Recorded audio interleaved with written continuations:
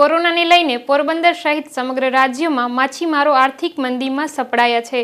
ત્યારે પોરબંદરના ખારવા ચિંતન સમિતિ દ્વારા મુખ્યમંત્રીને પત્ર લખી અને આર્થિક સહાય પેકેજ આપવાની માંગ કરવામાં આવી છે, જેથી માછીમારો પોતાનું પરિવારનું ગુજરાન ચલાવી શકે। ગુજરાત રાજ્ય 1600 કિલોમીટરનો દરિયા કિનારો ધરાવે છે અને આ દરિયા કિનારે હજાર પરિવાર માછીમારીના વ્યવસાય સાથે સંકળાયેલા છે, પરંતુ કોરોના કાળમાં માછીમારોને ખૂબ મોટું આર્થિક નુકસાન વેઠવું પડ્યું છે। એક તરફ માછીમારોને માછલીના પૂરતા ભાવ મળતા નથી, તો બીજી તરફ માછલી અન્ય દેશમાં નિકાસ થતી નથી, જેને લઈને માછીમારોને કરોડો રૂપિયાનું નુકસાન વેઠવું પડી રહ્યું છે। ત્યારે પોરબંદર ખારવા ચિંતન સમિતિ દ્વારા મુખ્યમંત્રીને પત્ર લખીને રજૂઆત કરવામાં આવી હતી કે કોરોના કાળમાં માછીમારોને આર્થિક નુકસાન થયું છે, જેને લઈને સમગ્ર ગુજરાતમાં માછીમારો આપઘાત કરી રહ્યા છે।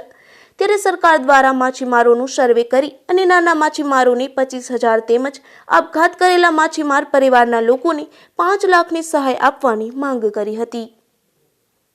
ગઈકાલે મેં મુખ્યમંત્રીને એક રિક્વેસ્ટ લેટર કે આવેદન આપેલું છે અને એમાં એવી માંગણી છે કે જે પ્રાઇમ મિનિસ્ટર શ્રી નરેન્દ્રભાઈએ મત્સ્યોદ્યોગ સંપદા યોજના ચાલુ કરી છે। એ સંપદા યોજના ચાલુ થાય એની પહેલાં 2003 માર્ચ 2020માં કોરોના આવી ગયું। કોરોના આવવાથી લોકડાઉન થયું। લોકડાઉનથી માછીમારોને એટલું નુકસાન થયું, કારણ કે મચ્છીનો ધંધો એમાં એક્સપોર્ટર, સપ્લાય, બોટ માલિકો, નાના પગેરા માછીમારો જે કરતા હોય બધાને અસર થઈ।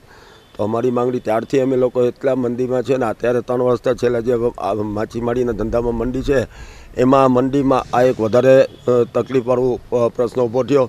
એટલે અમે મુખ્યમંત્રીશ્રીને ખાસ રિક્વેસ્ટ કરી છે કે એક્સપોર્ટર છે, બોટ માલિક છે, સપ્લાયર છે, એ લોકોનું તાત્કાલિક જે કંઈ લોકડાઉનના કારણે નુકસાન થયું એનું સર્વે થાય અને એ લોકોને સહાય મળે।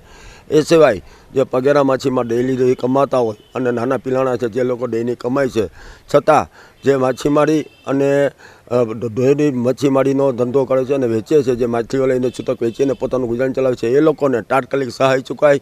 અને એમાં પણ જે લોકો આપઘાત બને છે, ગઈકાલે પણ એક અમારે માછીમારનો બનાવ બન્યો, એવા ચાલુ જ છે બનાવ, તો એ બનાવ બને છે એ લોકોને 5 લાખ રૂપિયાની સહાય મળે। અને જે નાના માછીમારો પિલાણામાં જે લોકો પરિવાર છે એ લોકોના પરિવાર દીઠ 25,000ની સહાય મળે, એવી અમારી માંગણી છે।